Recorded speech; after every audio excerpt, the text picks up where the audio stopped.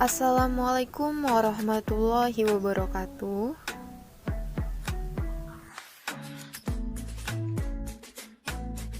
Izin memperkenalkan diri, nama Umniatus Selviana, NPM 1802010015, semester 7, jurusan Hukum Tata Negara, DPL Ibu Esti Apridasari, MSI.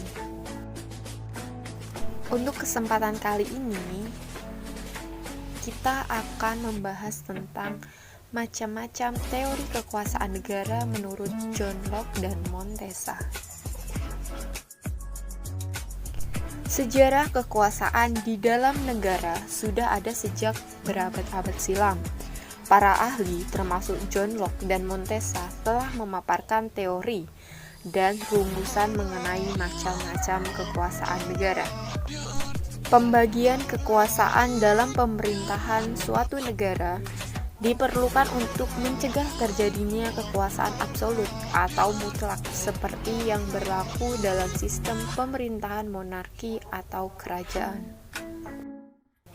Miriam Budiardjo dalam Dasar-Dasar Ilmu Politik mengungkapkan bahwa kekuasaan adalah kemampuan seseorang untuk mempengaruhi orang lain supaya melakukan tindakan-tindakan yang dikehendaki atau diperintahkannya. Terkait kekuasaan absolut, Lord Acton mengatakan manusia yang mempunyai kekuasaan cenderung menyalahgunakan, tetapi manusia yang mempunyai kekuasaan tak terbatas pasti menyalahgunakannya. Pembagian kekuasaan akhirnya diperlukan untuk mencegah terjadinya kekuasaan absolut. Dengan begitu, pemerintahan suatu negara tidak serta-merta dapat menjalankan kebijakan sendiri. Teori kekuasaan negara menurut John Locke dikutip dari buku bertajuk Pembagian Kekuasaan Negara, karya Ismail Suni. Pembagian kekuasaan negara menjadi 3, yaitu yang pertama adalah legislatif, yaitu kekuasaan untuk membuat atau membentuk undang-undang. Yang kedua, eksekutif, yaitu kekuasaan untuk melaksanakan undang-undang, termasuk mengadili setiap pelanggaran terhadap undang-undang. Yang ketiga adalah federatif, yaitu kekuasaan untuk melaksanakan hubungan luar negeri. John Locke juga memisahkan kewenangan negara dan agama dengan amat ketat. Dinukil dari Petualangan Intelektual karya Simon Petrus. Jadi, Locke menegaskan keduanya terpisah dan tidak boleh saling mencampuri. Urusan agama, tegas John Locke, adalah keselamatan akhirat. Sedangkan urusan negara adalah keselamatan di dunia saat ini atau ketika manusia. Teori kekuasaan negara menurut Montesquieu, pendapat John Locke agak berbeda dengan pandangan Montesquieu terkait macam-macam kekuasaan negara.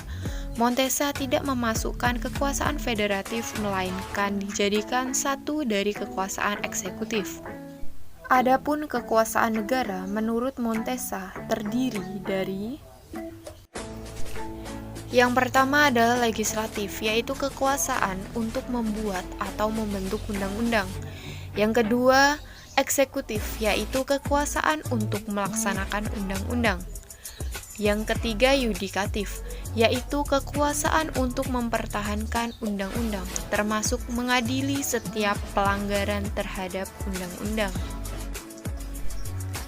Jadi, dalam penjabaran kekuasaan negara dari Montesquieu, kekuasaan yudikatif berdiri sendiri, tidak mendapat intervensi dari kekuasaan lainnya saat menjalankan tugas sebagai pengadil atas pelanggaran undang-undang.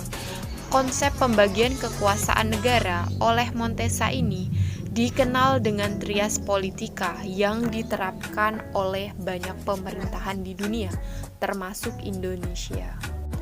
Nah, jadi apa saja sih macam-macam kekuasaan di Indonesia? Republik Indonesia menganut trias politika dalam sistem pemerintahannya.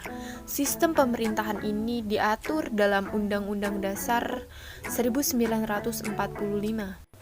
Saat Undang-Undang Dasar 1945 mendapatkan amandemen, ada revisi terkait susunan pembagian kekuasaan. Tulisan Kristiani Junita Umboh bertajuk Penerapan Konsep Trias Politika dalam Sistem Pemerintahan Republik Indonesia di jurnal Leg Administratum menyebutkan sebelum dilakukannya amandemen, pembagian kekuasaan negara di Indonesia terdiri dari: yang pertama adalah legislatif oleh Majelis Permusyawaratan Rakyat dan Dewan Perwakilan Rakyat. Yang kedua adalah eksekutif oleh Presiden. Ketiga, yudikatif oleh Mahkamah Agung. Keempat, konsultatif oleh Dewan Pertimbangan Agung. Yang kelima adalah eksaminatif oleh Badan Pemeriksa Keuangan. Setelah dilakukannya amandemen Undang-Undang Dasar 1945 usai reformasi 1998, terdapat penambahan dan pengurangan lembaga negara dalam pembagian kekuasaan. Susunannya sebagai berikut. Yang pertama adalah legislatif oleh MPR, DPR, dan Dewan Perwakilan Daerah atau DPD. Yang kedua adalah eksekutif oleh Presiden. Yang ketiga adalah yudikatif oleh MA, Mahkamah Konstitusi, dan Komisi Yudisial.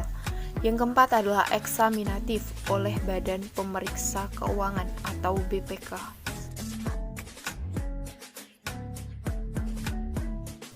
Itu tadi adalah penjelasan tentang macam-macam kekuasaan. Terima kasih atas segala perhatian. Wassalamualaikum warahmatullahi wabarakatuh.